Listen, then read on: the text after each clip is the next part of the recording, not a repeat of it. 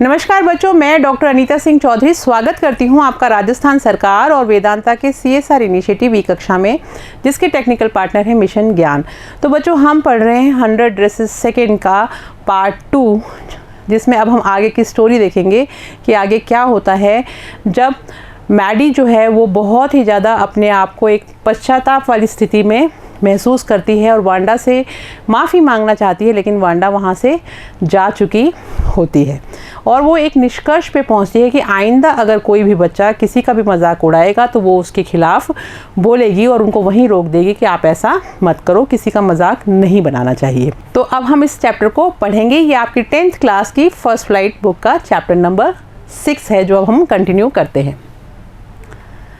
On Saturday Maddie spend the afternoon with Peggy. शनिवार को Maddie ने अपने जो दोपहर है वो पैगी के साथ में बिताई। They were writing letter to Wanda Petronski, और वो वांडा पेट्रोंस्की को पत्र लिख रहे थे। It was just a friendly letter, बहुत ही मित्रवत वो पत्र लिख रहे थे। Telling about the contest and telling Wanda she had won, वो उस प्रतियोगिता के बारे में वांडा को बताना चाहते थे कि उसने वो कॉन्टेस्ट जो है वो जीत लिया है।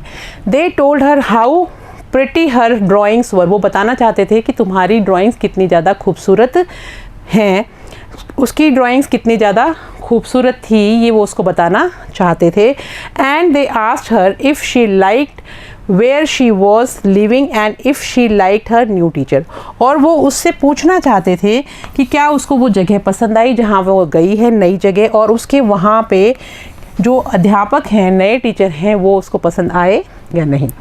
दे हैड मेंट टू से दे वर सॉरी, वो ऐसा कहना चाहते थे कि वो सॉरी महसूस कर रहे हैं, माफ़ी मांगना चाहते हैं। But it ended up with just writing a friendly letter, लेकिन लिखते लिखते वो पत्र एक जैसे किसी दोस्त को लिखा जाता है ऐसे ही ख़त्म हो जाता है। वो सॉरी उसमें नहीं बोल पाते।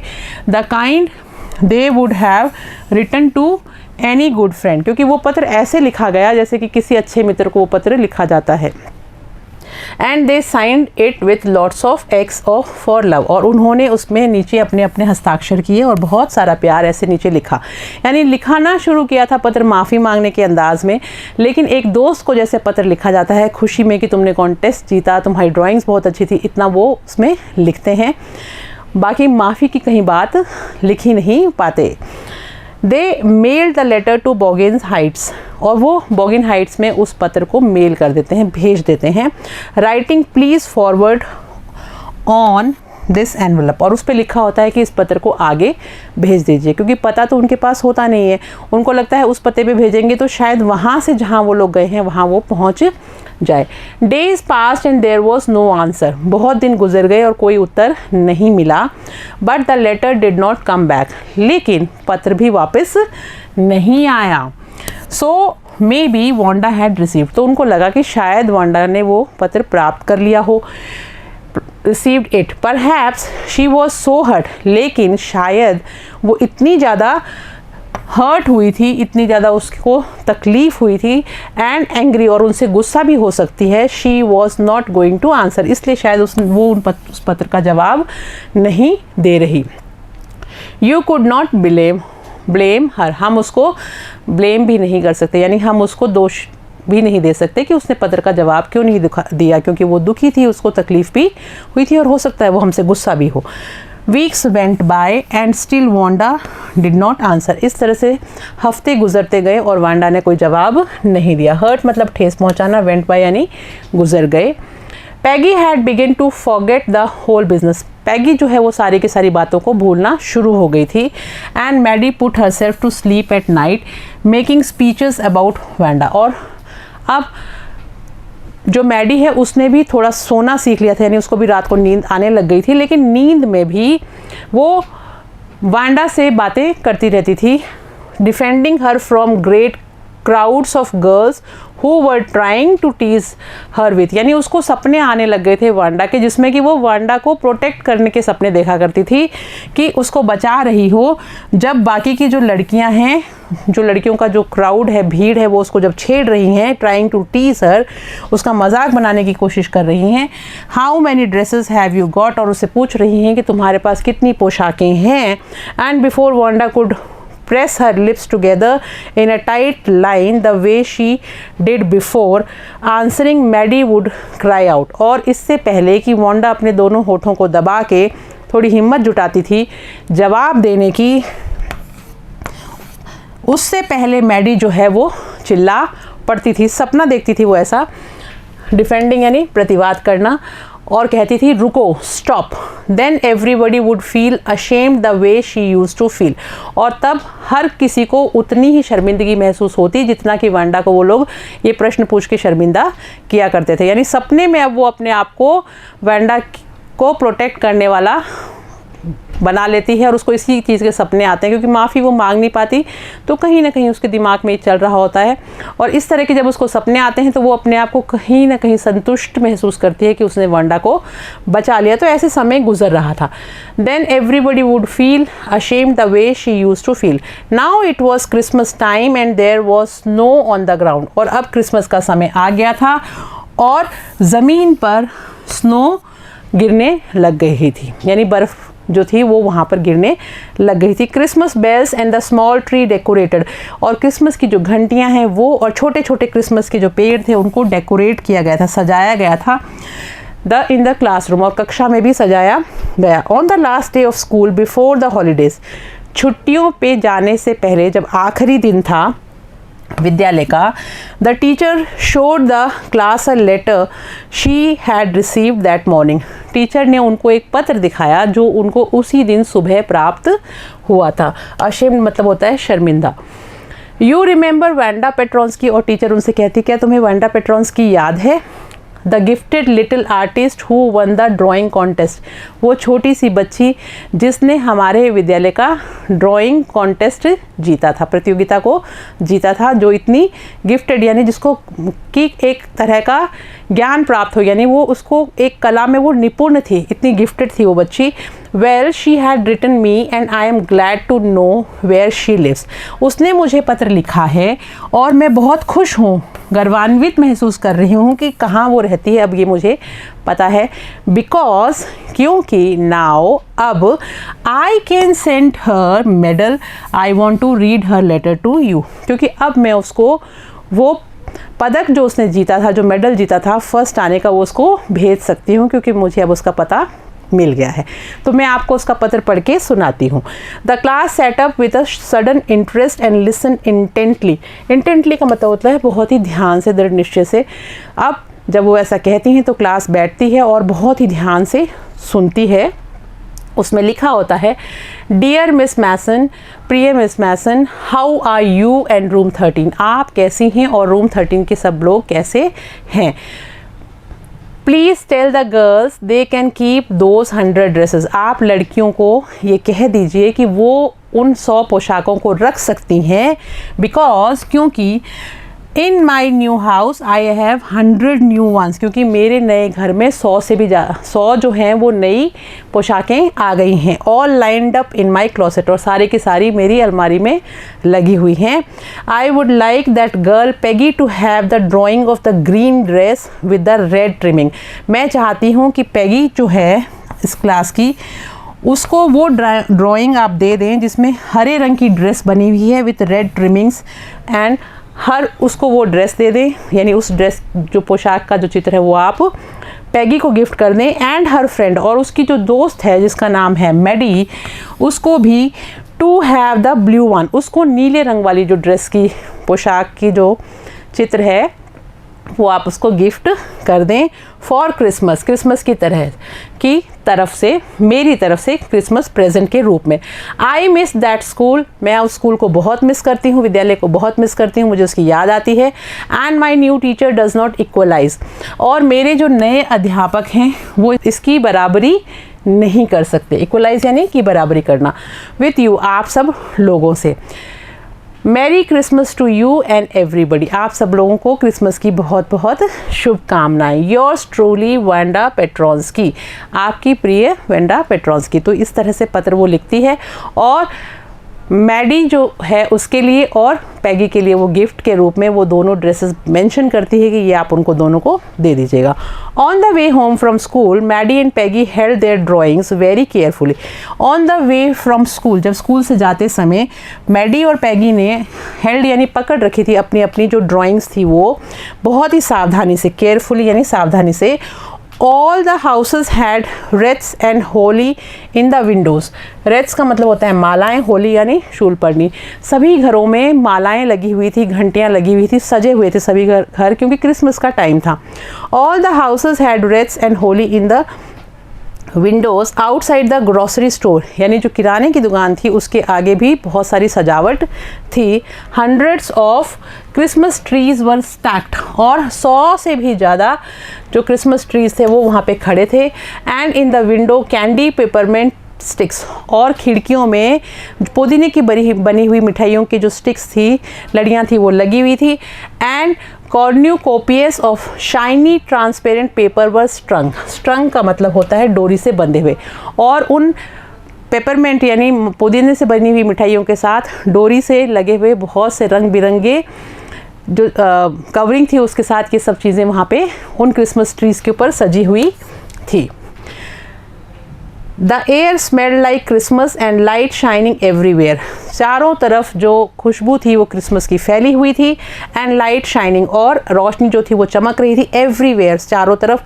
Reflected different colours on the snow, और बर्फ़ के ऊपर अलग अलग जो कलर्स थे वो रिफ्लेक्ट हो रहे थे, चमक रहे थे। Boy said Peggy, this shows she really likes us, अरे लगता है कि वो वास्तव में हमें पसंद करती थी। It shows she got our letter and this is her way of saying, ऐसा लगता है, ये दिखाता है कि उसको हमारा पत्र मिल गया है और ये उसका तरीका है ऑफ सेइंग, ये कहने का, दैट एवरीथिंग्स ऑल राइट, कि सब कुछ ठीक है, यानी उसने हमें माफ़ कर दिया तभी तो गिफ्ट दिया है।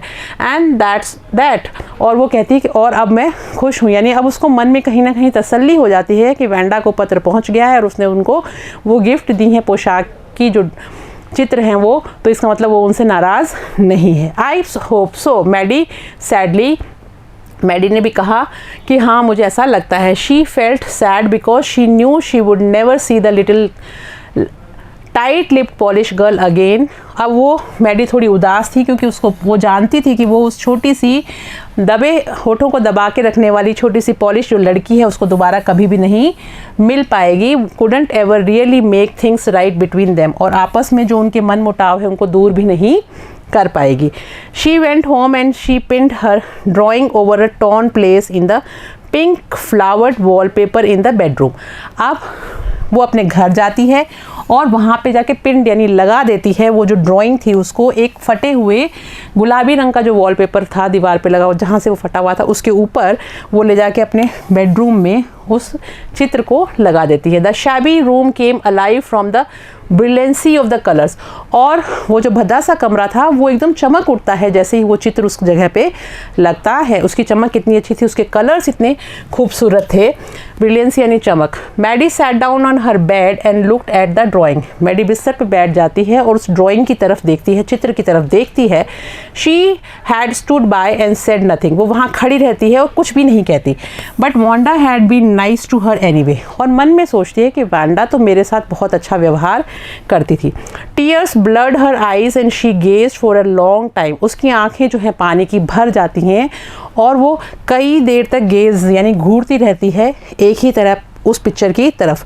Then hastily she rubbed her eyes and studied it intently, और अचानक, ब्लड मतलब धुंधला, गेज यानी घूरना, और हैस्टली यानी जल्दी से, अचानक जल्दी से वो क्या करती है, वो अपनी आंखों को पोंछती है और इंटेंटली बहुत ध्यान से देखती है। The colours in the dress were so vivid, कि जो रंग थे उस ड्रेस के अंदर वो इतने अलग अलग थे, that she had scarcely notice the face and head of the drawing, की उसने मुश्किल से यानी बहुत ही मुश्किल से ध्यान दिया था उस चित्र के चेहरे पर, फेस पर और उसके हेड पर, उसके सिर की तरफ। But it look like her, जो बिल्कुल उसकी तरह दिखाई देता था। Maddy, it really looked like her own mouth. वो कहती है अरे ये तो बिल्कुल मेरे जैसा मुंह लग रहा है, मेरे जैसा सिर लग रहा है, मेरे जैसा चेहरा लग रहा है। It really look like her own self. उसको लगता है कि बिल्कुल ये तो मेरा ही चित्र बनाया हुआ हो जैसे कि। Wanda had really drawn this for her. अब वो सोचती है कि वांडा ने पक्का ये मेरे लिए ही बनाया है और ये मेरा ही चित्र, मेरा ही फेस बनाया हुआ है। एक्साइटेडली, उत्तेजना में, she ran over to Peggy's, वो पैगी के घर की तरफ भागती है। Peg, she said, let me see your picture, और कहती कि पैग मुझे तुम्हारा चित्र देखने दो। बिकॉज उसको पता चल गया था कि वो चित्र उसने उसके लिए ही बनाया था। व्हाट्स द मैटर, क्या मामला है, asked Peggy as they clattered up to her room where Vanda's drawing was lying face down on the bed। अब क्या मामला है ऐसा पूछती है पैगी, और clattered up का मतलब होता है खड़खड़ करते हुए वो लोग भागते हैं उसके कमरे की तरफ जहाँ पे वैंडा की जो ड्राइंग थी वो उल्टी करके रखी हुई थी बिस्तर के ऊपर, और यानी उसका चेहरा जो था चित्र का वो नीचे की तरफ था। Maddy carefully raised it, Maddy ने उसको बहुत ध्यान से उठाया। लुक शी ड्रू यू, और वो कहती है कि देखो उसने तुम्हारा चित्र बनाया है। दैट्स यू, ये तुम्हारा फेस है। शी एक्सक्लेम्ड, वो भावावेश में कहती है कि पैगी उसने ये तुम्हारा चित्र बनाया है। And the head and face of this picture did look like Peggy, क्योंकि उसका जो चित्र का जो चेहरा और सिर था वो बिल्कुल पैगी के जैसा लग रहा था। What did I say? said Peggy. She must have really liked us anyway। अब पैगी कहती है अब मैं क्या कहूँ, मुझे लगता है वो वास्तव में हमें बहुत पसंद करती थी। Yes, she must have, हाँ बिल्कुल ऐसा ही, वो हमें पसंद करती थी। Agreed मैडी, मैडी उसकी बात से सहमत होती है। And she blinked away the tears that came every time she thought of Vanda standing alone। और हर बार जब भी वो इस बारे में सोचती है कि वैंडा अकेली खड़ी हुई, उसकी आंखें जो हैं वो पानी से भर जाती हैं उस चीज़ को सोच के। In that sunny spot in the school yard, की स्कूल के आंगन में वांडा खड़ी है, looking stolidly over at the group of laughing girls after she had walked off. जब वो वहाँ से लड़कियाँ जब उसका मजाक बना रही हैं, वहाँ से जब वो गुज़रती है तो वांडा के जो चेहरा होता है वो उसकी आंखों के सामने आ जाता है कि कितना हम लोगों ने उसको तंग किया, कितना शर्मिंदा वो महसूस करती थी। और हम उसका मजाक बनाते थे लेकिन वो तो हमारे चित्र हमारे लिए बना के दे के गई है। उसकी आंखों से पानी रुक ही नहीं रहा था। After she had said sure 100 dresses of them all lined up, और उसको याद आता है कि जाने से पहले वो ऐसा ज़रूर कहती थी कि हाँ मेरे पास 100 पोशाकें हैं, सारी की सारी एक लाइन में लगी हुई हैं। तो ये चीज़ें वो याद करती है वैंडा की, और मैडी को बहुत ही ज़्यादा दुख हो रहा होता है कि देखो हमने कितना मजाक बनाया उस बच्ची का। धूप में वो मजाक सहन करते हुए चले जाती थी, कितनी शर्मिंदा होती होगी, और हमारे कितने खूबसूरत चित्र और खूबसूरत ड्रेसेस उसने हमारे लिए बना के वो हमें दे के गई। इसका मतलब वो हमें पसंद करती थी और हम उसका मजाक बनाते थे। तो बच्चों इस तरह से ये कहानी यहाँ पे ख़त्म हो गई। आई होप आपको मज़ा आया होगा। आप लोग इस कहानी से एक सीख लीजिएगा कि आप कभी किसी का मजाक नहीं बनाएंगे, हमेशा अपने सहपाठियों की मदद करने की कोशिश करेंगे, और अगर कोई कुछ गलत कर रहा हो तो आप में इतनी हिम्मत होनी चाहिए कि आप उसको रोक सकें, उसके खिलाफ आवाज़ उठा सकें। अब एक बार इन क्वेश्चंस को हम डिस्कस कर लेते हैं। What did the girls write to Wanda? लड़कियों ने वांडा को क्या लिखा? उन्होंने उसको लिखा कि तुमने प्रतियोगिता जीत ली है और तुम्हारी जो पेंटिंग्स हैं वो बहुत खूबसूरत हैं, सबको बहुत पसंद आई हैं। Did they get a reply? क्या उनको जवाब मिला? बिल्कुल मिला। Who was more anxious for a reply? Peggy और Maddie? How do you know? उनमें से कौन ज़्यादा उत्तेजित था जवाब के लिए? उस समय जवाब नहीं मिला लेकिन बाद में मिला, और ज़्यादा उत्तेजित मैडी थी जवाब के लिए। जवाब आया मैम के पास आया उनकी काफ़ी टाइम बाद में। How did the girls know that Wanda like them even though they had teased हर? लड़कियों को कैसे पता चला दोनों को, वांडा को और वांडा उनको पसंद करती है पैगी को और मैडी को? जब उन्होंने वो चित्र ध्यान से देखे तो उन्होंने देखा कि उन दोनों पे उन्हीं के चित्र बने हुए थे। उन ड्रेसेस के ऊपर जब उनकी नज़र गई तो वो उनके लिए ही बनाए गए थे। It means she used to like both the girls. तो बच्चों बहुत ही प्यारा सा हमने ये चैप्टर पढ़ा और इससे एक सीख भी ली। आप अपने जीवन में कभी किसी का मजाक मत बनाइएगा, किसी की भी अगर हो सके तो मदद करने की कोशिश करिएगा। किसी की गरीबी का मजाक उड़ाना भी सही नहीं है, और सामने वाला अगर कोई बात कह रहा है तो उसके नज़रिए को समझना भी बहुत ज़रूरी है। तो चलिए मैं चलती हूँ, आप लोग पढ़ते रहिए, मिलेंगे नेक्स्ट क्लास में। Thank you.